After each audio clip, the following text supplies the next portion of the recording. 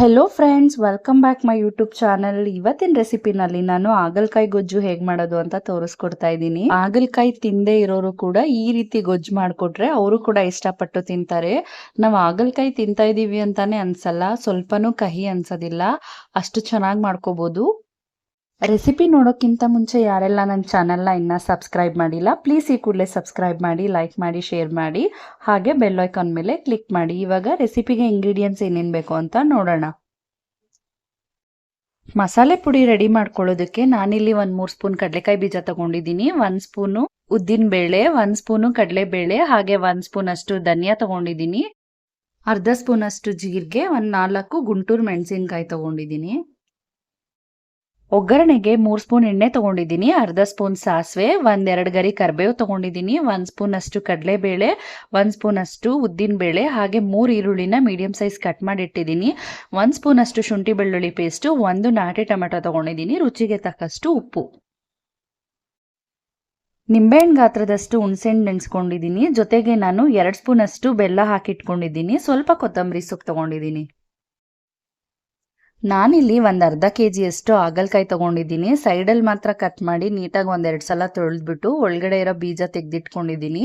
ಎಳೆ ಬೀಜ ಆದರೆ ಹಾಕೋಬೋದು, ಸ್ವಲ್ಪ ಬಲ್ತಿತ್ತು, ಸೊ ನಾನು ಅದರಿಂದ ತೆಗೆದಿಟ್ಕೊಂಡಿದ್ದೀನಿ. ಹಾಗೆ ಮೇಲೆ ಸಿಪ್ಪೆ ಏನೂ ಒರೆದಿಲ್ಲ, ಈ ರೀತಿ ನಾನು ಕಟ್ ಮಾಡಿ ಇಟ್ಕೊಂಡಿದ್ದೀನಿ.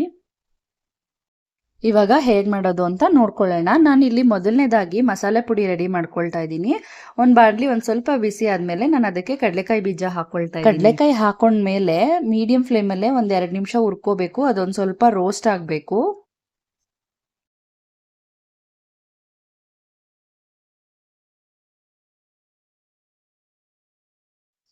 ಕಡಲೆಕಾಯಿ ಬೀಜ ಹುರ್ಕೊಂಡಾಗಿದೆ. ಇವಾಗ ನಾನು ಇದಕ್ಕೆ ಕಡಲೆಬೇಳೆ ಸೇರಿಸ್ಕೊಳ್ತಾ ಇದ್ದೀನಿ, ಹಾಗೆ ಉದ್ದಿನಬೇಳೆ ಸೇರಿಸ್ಕೊಳ್ತಾ ಇದ್ದೀನಿ. ಮೀಡಿಯಂ ಫ್ಲೇಮಲ್ಲೇ 1 ನಿಮಿಷ ಹುರ್ಕೊಳ್ಳೋಣ.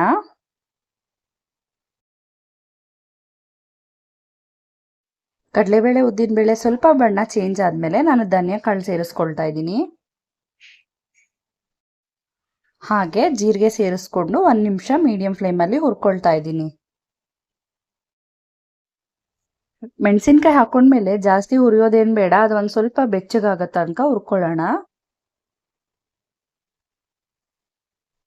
ಇವಾಗ ಎಲ್ಲ ಹುರ್ಕೊಂಡಾಗಿದೆ, ಇದನ್ನ ಇವಾಗ ಕಂಪ್ಲೀಟ್ ಆಗಿ ತಣ್ಣಗಾಗೋವರೆಗೂ ಬಿಡೋಣ. ಇವಾಗ ನಾನು ಅದೇ ಬಾಣಲಿಗೆ 3 ಸ್ಪೂನ್ ಅಷ್ಟು ಆಯಿಲ್ ಹಾಕೊಳ್ತಾ ಇದ್ದೀನಿ. ಒಂದು ಸ್ವಲ್ಪ ಬಿಸಿ ಆದ್ಮೇಲೆ ಸಾಸಿವೆ ಹಾಕೊಳ್ಳೋಣ.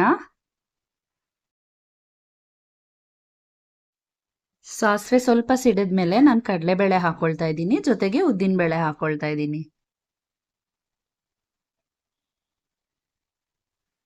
ಹಾಗೆ ಒಂದು ಸ್ವಲ್ಪ ಕರಿಬೇವು ಹಾಕೊಳ್ಳೋಣ. ಕರಿಬೇವು ಹಾಕೊಂಡ್ಮೇಲೆ 1 ನಿಮಿಷ ನೀಟಾಗಿ ಸ್ವಲ್ಪ ಬಣ್ಣ ಚೇಂಜ್ ಆಗೋವರೆಗೂ ಹುರ್ಕೊಳ್ಳೋಣ.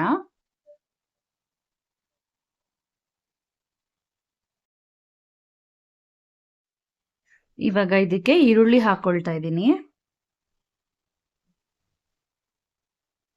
ಈರುಳ್ಳಿ ಒಂದು ಸ್ವಲ್ಪ ಬಣ್ಣ ಚೇಂಜ್ ಆಗೋವರೆಗೂ ಹುರ್ಕೋಬೇಕು. ಇವಾಗ ಒಂದು ಸ್ವಲ್ಪ ಕಲರ್ ಚೇಂಜ್ ಆಗಿದೆ. ಇವಾಗ ಇದಕ್ಕೆ ಟೊಮೆಟೊ ಹಾಕೊಳ್ತಾ ಇದ್ದೀನಿ. 1-2 ನಿಮಿಷ ಫ್ರೈ ಮಾಡ್ಕೊಳ್ಳೋಣ.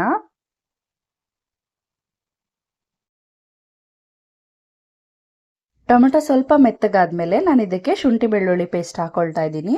ಅದನ್ನು ಅಷ್ಟೇ ಒಂದು ಸ್ವಲ್ಪ ಹುರ್ಕೋಬೇಕು. ಒಗ್ಗರಣೆ ಸ್ಟಾರ್ಟ್ ಮಾಡೋಕೆ ಮುಂಚೆನೆ ನಾನು ಉಪ್ಪು ನೀರಲ್ಲಿ ಸ್ವಲ್ಪ ನೆನೆಸಿಟ್ಕೊಂಡಿದ್ದೆ. ಇವಾಗ ನೀಟಾಗಿ ನೀರೆಲ್ಲ ಹಿಂಡ್ಬಿಟ್ಟು ಹಾಕೊಳ್ಳೋಣ. ಈ ರೀತಿ ಉಪ್ಪು ನೀರಲ್ಲಿ ನಾವು ನೆನೆಸ್ಕೊಳ್ಳೋದ್ರಿಂದ ಸ್ವಲ್ಪ ಕಹಿ ಅಂಶ ಕಮ್ಮಿ ಆಗತ್ತೆ. ಹಾಗಲಕಾಯಿ ಎಲ್ಲ ಹಾಕೊಂಡಾದ್ಮೇಲೆ ಉಪ್ಪು ಹಾಕೊಳ್ಳೋಣ. ಇವಾಗ ಇದನ್ನ ಒಂದು 10 ನಿಮಿಷ ನಾನು ಹುರ್ಕೊಳ್ತಾ ಇದ್ದೀನಿ. ನೀಟಾಗಿ ಹುರ್ಕೊಂಡಾದ್ಮೇಲೆ ನಾನು ಇವಾಗ ಪೌಡ್ರ್ ಮಾಡ್ಕೊಂಡಿದ್ನಲ್ವಾ, ಅದನ್ನ ಹಾಕೊಳ್ತಾ ಇದ್ದೀನಿ. ಇವಾಗ 1-2 ನಿಮಿಷ ಹುರ್ಕೊಳ್ಳೋಣ. ನನಗೆ ಗೊಜ್ಜು ಥರ ಇಷ್ಟ ಆಗಲ್ಲ, ಡ್ರೈ ಥರನೇ ಇಷ್ಟ ಆಗತ್ತೆ. ಅಂದರೆ ಇವಾಗ ಎಷ್ಟು ಬೆಂದಿದೆಯೋ ಅಷ್ಟಕ್ಕೆ ಸ್ವಲ್ಪ ಕೊತ್ತಂಬರಿ ಸೊಪ್ಪು ಉದುರಿಸ್ಕೊಂಡು ಗ್ಯಾಸ್ ಆಫ್ ಮಾಡ್ಕೋಬೋದು. ನಾನಿಲ್ಲಿ ಸ್ವಲ್ಪ ಗೊಜ್ಜು ಟೈಪ್ ಮಾಡ್ತಾ ಇರೋದ್ರಿಂದ 1 ಗ್ಲಾಸ್ ಅಷ್ಟು ನೀರು ಹಾಕ್ಕೊಂಡು 1-2 ಸಲ ನೀಟಾಗಿ ಮಿಕ್ಸ್ ಮಾಡಿ 1 ಪ್ಲೇಟ್ ಕ್ಲೋಸ್ ಮಾಡಿ 10 ನಿಮಿಷ ಸಿಮ್ಮಲ್ಲಿ ಬೇಯಕ್ಕೆ ಬಿಡ್ತಾ ಇದ್ದೀನಿ.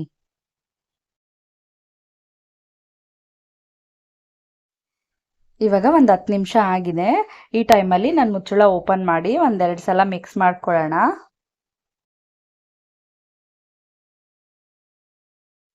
ಇವಾಗ ನಾನು ಬೆಲ್ಲ ಮತ್ತೆ ಹುಣಸೆಹಣ್ಣು ನೆನೆಸಿಟ್ಟಿದ್ನಲ್ಲ ಅದ್ರ ರಸನ ಹಾಕ್ಕೊಳ್ತಾ ಇದ್ದೀನಿ.